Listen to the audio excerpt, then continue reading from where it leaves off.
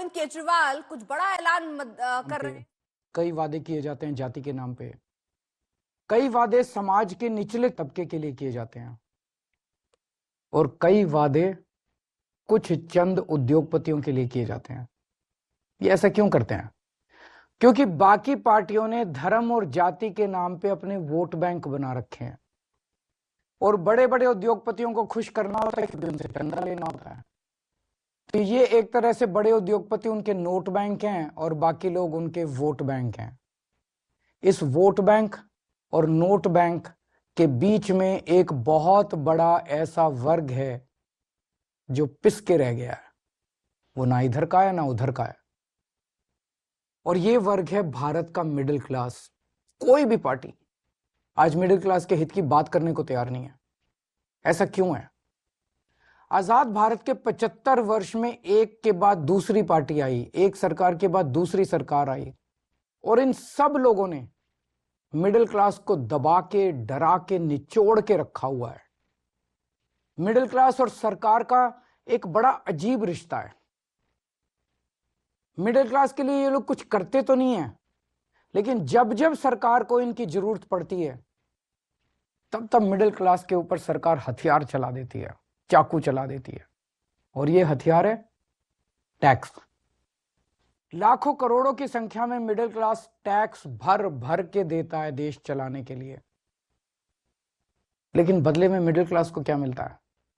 कुछ नहीं। भारत का मिडिल क्लास सरकार का सिर्फ और सिर्फ एक एटीएम बन के रह गया है।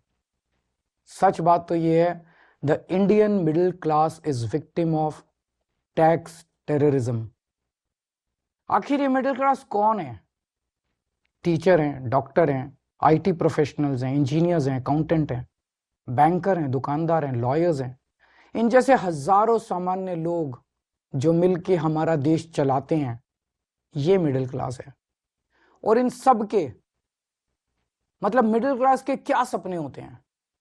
उनके कोई बहुत बड़े सपने नहीं है। वो अपने लिए एक अच्छी नौकरी या बिजनेस चाहते हैं, एक अपना घर चाहते हैं, बच्चों के लिए अच्छी शिक्षा चाहते हैं। ये सब चाहते हैं कि उनका परिवार हमेशा स्वस्थ रहे, सुरक्षित रहे। इन सब को पूरा करने के लिए एक आम आदमी, एक मिडिल क्लास का आदमी अपनी पूरी जिंदगी दिन रात मेहनत करता है और बस यही उम्मीद करता है कि उसे सरकार से कुछ थोड़ी सी मदद मिल जाए। लेकिन सच क्या है? आज अधिकतर सरकारें ना उनके लिए अच्छे स्कूल बना रही हैं, ना उनके लिए अच्छे अस्पताल बना रही है, ना उनको रोजगार दे पा रही है, और ना उन्हें सुरक्षा दे पा रही है, ना क्राइम को कंट्रोल कर पा रही है। सच्चाई है कि इस वर्ग को सबसे ज्यादा हमारे देश में परेशान किया जाता है, और कोई देश नहीं है जहां मिडिल क्लास को इतना परेशान किया जाता हो। आपको पता है, अगर एक मिडिल क्लास परिवार साल में 10-12 लाख रुपए कमाता है तो income tax, GST, toll tax, education cess, sales tax, property tax, corporate tax, service tax, registration tax, capital gain tax वगैरह वगैरह वगैरह, ये सारे टैक्स मिला के एक मिडिल क्लास की 50% से ज्यादा आमदनी केवल और केवल सरकार को टैक्स देने में चली जाती है। अब तो दूध पे भी टैक्स लगता है, दही पे भी टैक्स लगता है, पॉपकॉर्न पे भी टैक्स लगता है, यहां तक कि पूजा के सामान पे भी टैक्स भरना पड़ता है। घर लेना हो तो टैक्स, घर बेचना हो तो टैक्स, गाड़ी खरीदो तो टैक्स, गाड़ी बेचो तो टैक्स, बच्चों को अच्छी शिक्षा देनी हो तो पहले प्राइवेट स्कूल की महंगी फीस की मार, और उसके ऊपर अच्छे कॉलेज भेजने के लिए एजुकेशन लोग और उसकी ईएमआई पे डबल मार। जीते जी टैक्स तो देना ही पड़ता है, लेकिन अब तो सरकार ने ऐसी हालत कर दी है कि मरने के बाद भी टैक्स देना पड़ता है। और इस टैक्स टेररिज्म के बीच मजाल कि वो अपने सपने पूरे करने की कोशिश करे। सच्चाई है कि आज एक यंग मिडिल क्लास कपल, शादीशुदा कपल, उसके लिए फैमिली प्लानिंग एक फाइनेंशियल डिसीजन बन गया है। जब वो बच्चा पैदा करते हैं तो पहले सोचते हैं उनके मन में सब, क्या हम इस बच्चे की परवरिश अफोर्ड कर पाएंगे? कहां पहुंच गया हमारा समाज? यही सब परेशानियों की वजह से बहुत से लोग देश छोड़ के जा रहे हैं। 2020 में 85,000 भारतीय देश छोड़ के विदेश चले गए, और 3 साल बाद 2023 का आंकड़ा दिखाता है कि 3 गुना, यानी कि 2,16,219 लोग देश छोड़ के चले गए। ये हमारे ही देश के लिए बहुत बड़ा नुकसान और दुख की बात है, क्योंकि ये युवा जो हमारे देश का भविष्य बन सकता था, आज किसी और देश का भविष्य बन रहा है। अब ये समस्या है, लेकिन इसका समाधान क्या है? सरकार के पास पैसा जनता से आता है। अब इस पैसे को खर्च करने के दो ही तरीके हैं। या तो सरकार इस पैसे को जनता की भलाई पे खर्च करे, शिक्षा पे, स्वास्थ्य पे, ऐसी बेहद जरूरी बुनियादी सुविधाएं बेहतर करे, लोगों का जीवन बेहतर करे। और या फिर दूसरा तरीका है कि अपने उद्योगपति दोस्तों को कर्ज दे दे और थोड़े दिन में वो कर्ज माफ कर दे, जनता के पैसे डुबो दे। हमारी दिल्ली सरकार ने पहला तरीका चुना। हम जनता के पैसे जनता पे खर्च करते हैं। मेरा मानना है कि मिडिल क्लास सिर्फ शिक्षा से ही आगे बढ़ सकता है। इसलिए हमने सरकार बनते ही एजुकेशन का बजट 5,000 करोड़ से सीधा 10,000 करोड़ कर दिया, और आज ये बजट 16,000 करोड़ पे पहुंच गया, हमारा दिल्ली का शिक्षा बजट। हमने सरकारी स्कूलों को इतना बेहतर बना दिया, इतना बेहतर बना दिया। ये स्कूल आज इतने अच्छे हो गए कि 4 लाख बच्चे प्राइवेट स्कूल छोड़ के सरकारी स्कूल में आ गए। अब बहुत बड़े स्तर पे मिडिल क्लास लोग अपने बच्चों को यहाँ सरकारी स्कूल में भर्ती करा रहे हैं। क्या पहले कभी आपने सुना था कि कोई बच्चा प्राइवेट स्कूल छोड़ के सरकारी स्कूल में जाता है? और इतना ही नहीं, हमने प्राइवेट स्कूलों को फीस बढ़ाने पे कैप लगा दी और हजारों बच्चों को उनकी सालों पुरानी फीस रिफंड करवाई है दिल्ली के अंदर। जो पिछले सालों में उन्होंने गलत फीस ले ली थी, कई स्कूलों से हमने फीस रिफंड कराई है। क्या आपने कभी एक आम आदमी को स्कूल के फीस का रिफंड मिलते हुए सुना है? तो आप ही बताइए, क्या हमने आप ही के टैक्स के पैसे शिक्षा में इन्वेस्ट करके, शिक्षा का बजट बढ़ा के, स्कूल बेहतर करके, प्राइवेट स्कूलों की फीस पे कैप लगा के, क्या हमने कोई गुनाह किया है?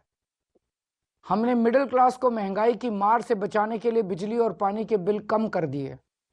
आज देश के सभी बड़े शहरों में सबसे सस्ती बिजली दिल्ली वालों को मिलती है।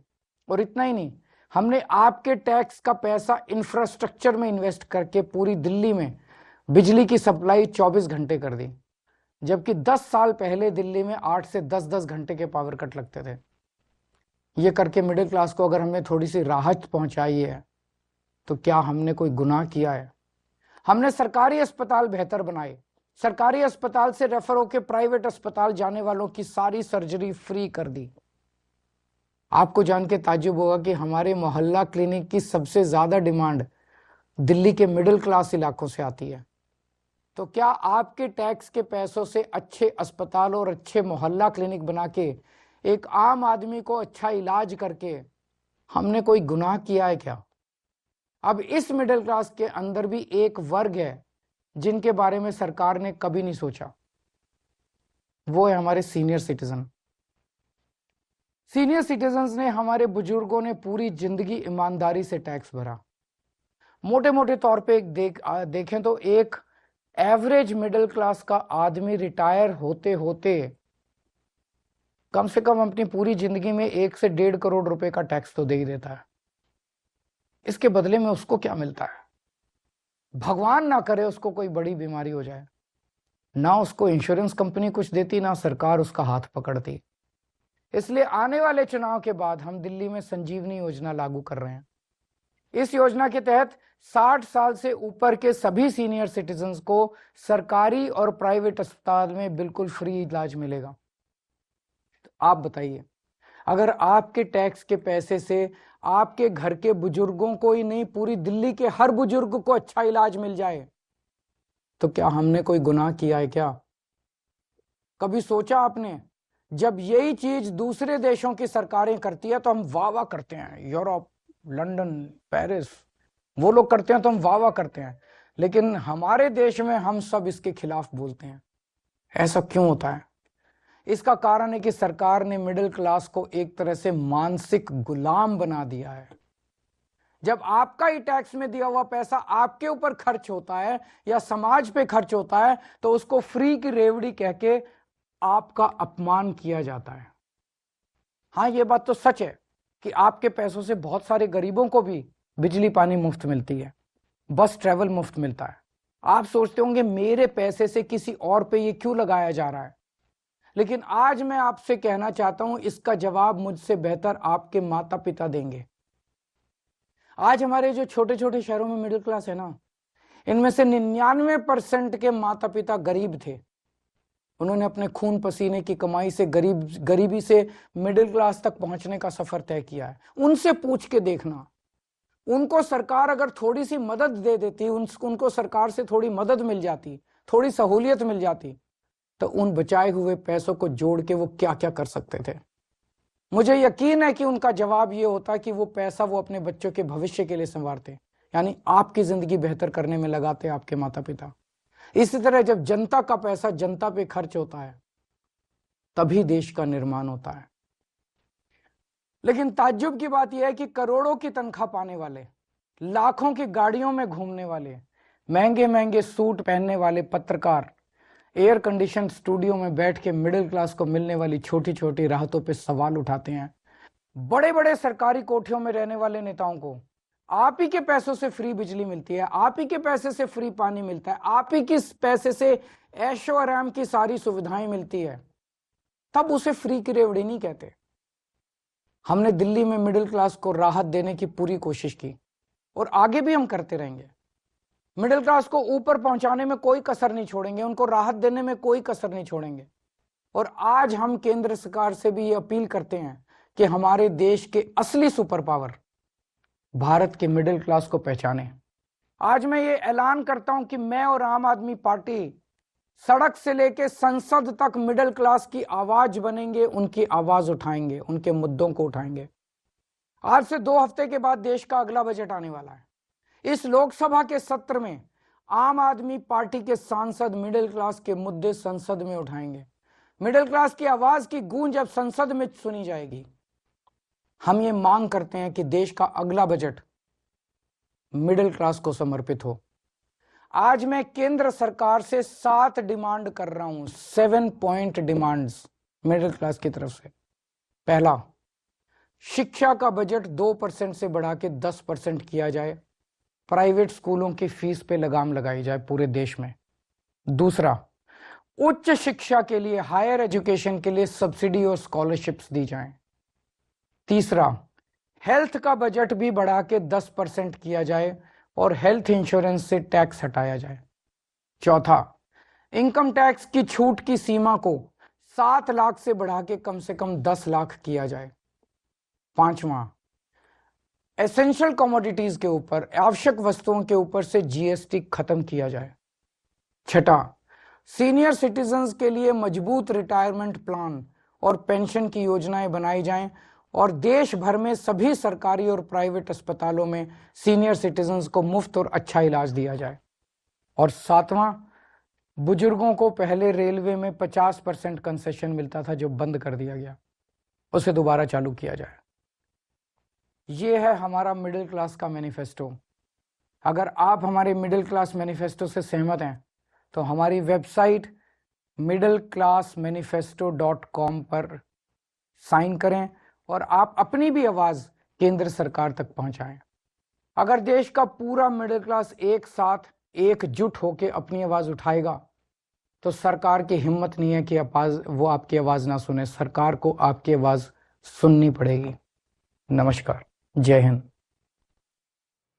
तो अरविंद केजरीवाल आज मिडिल क्लास को लेकर यहाँ पर बातें कहते हुए नजर आए। वो कह रहे हैं कि मिडिल क्लास के लिए बहुत कुछ सरकार को करना चाहिए, लेकिन हमेशा से सरकार मिडिल क्लास को किनारे दरकिनार करती चली आई है। फ्री की रेवड़ी कहकर आपका अपमान होता रहा है मिडिल क्लास। इसके लिए यानी केंद्र सरकार के लिए एक एटीएम जैसे हैं। तो तमाम आरोप भी लगा रहे हैं और किस तरह उन्होंने 7 चीजें भी बताई।